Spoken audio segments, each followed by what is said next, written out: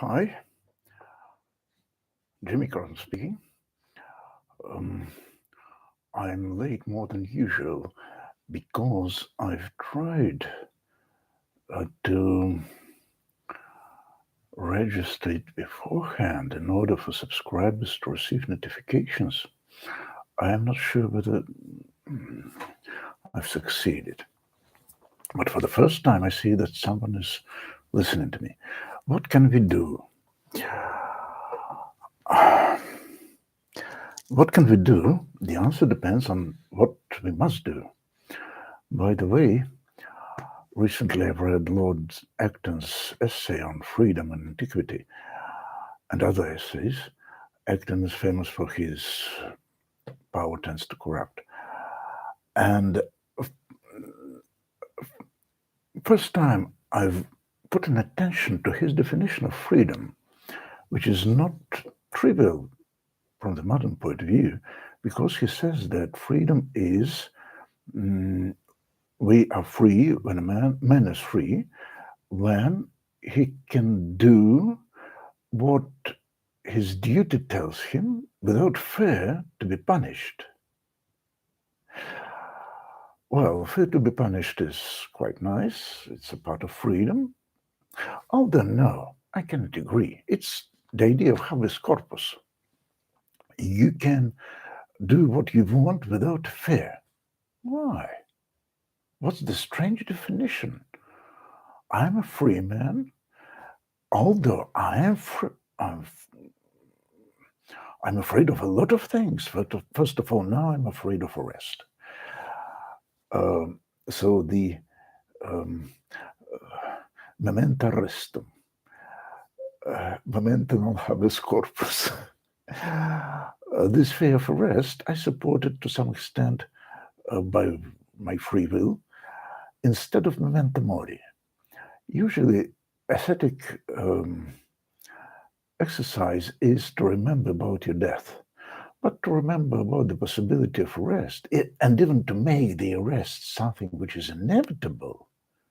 Why there are no real persecutions of those who are anti-war in Russia?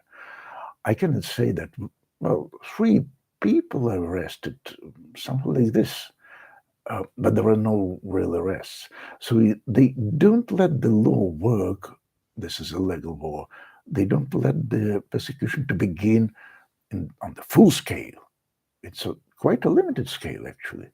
Why? I don't know. I think maybe Putin doesn't want to wage war on 2 fronts, both in Ukraine and in Russia.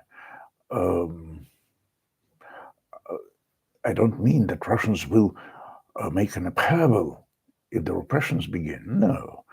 But to have an explanations with Western counterparts, no. So repressions are quite mild. I fear the repressions. Most of all, by the way, I fear hunger, because when I was a child, there was a hunger in Russia, actually, 1962, 63rd. I remember the lack of bread. And second time in my life, I remember the lack of bread in December 1991, and it was the artificial hunger in 1991. It was made by Yeltsin Gaidar in order to make a background for the uprising, for the inflation, for the uprising of prices. See, we don't have bread, so prices must be higher. They made prices high, and on the next day, the bread appeared. But bread doesn't grow in December for one day, in one day. They had a lot of bread, but it was in the army. Stalin created a strategical amount of bread and other products for 7 years in order to have a possibility to live during after the atomic bombing. So I'm afraid of hunger. I'm afraid of arrest. I'm afraid of losing all my money, savings, and so forth, and a lot of other things. But am I free? Yeah. Yeah, fear in itself doesn't is quite compatible with freedom. It's an emotion. Acton means that if I'm afraid, I will not make this. Sorry. Gentleman do what he must, whether he is afraid or not. It's an honor. Fear is a powerful means to do what you must, to overcome your fear. Fear is a signal that there is a problem. I must answer to the problem. I must do something. And this is my freedom. So freedom must not include fear in any case. By the way, fear of God, certainly it's an artificial fear. Artificial, it's not the usual fear. I am not afraid of punishment from God, God's sake. But I appreciate the fear of God as some ascetic exercise because it's a fear that I will not do what I must. So God is a sort of a collective, which is the source of my shame, of my possible shame. Certainly, it's a very primitive degree of religious development, sorry. So, and the second part of definition, or the first part, better to say, I'm free when I do what I'm obliged to do, when I fulfill my duty. Certainly, this is not compatible with the modern view on freedom. Freedom is a freedom to do what I want, not what I must. But Acton was Roman Catholic and Victorian gentleman.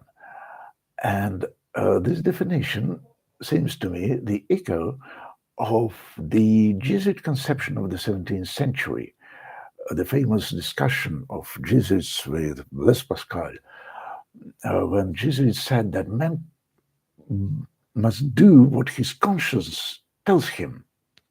This is his moral obligation. If his conscience tells him to kill the tyrant, let him kill the tyrant, although this may be a sin. If his conscience tells him that he can't go to this priest, okay, go to another priest. Better to sin following your conscience than to be sinned against your conscience. This is a very interesting conception. But anyway, freedom is not a possibility for me to do what is my duty, because person, human, is not a robot. I'm not a machine. Duty makes me a mechanism.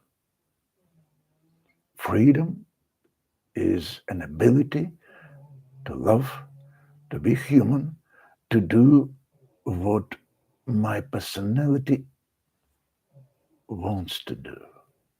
Still, it's the problem, not will. Love, is it part of her will? Vice versa. My will is a part of my love. When my will is not part of my love, of my humanity, then it's an evil will. Okay.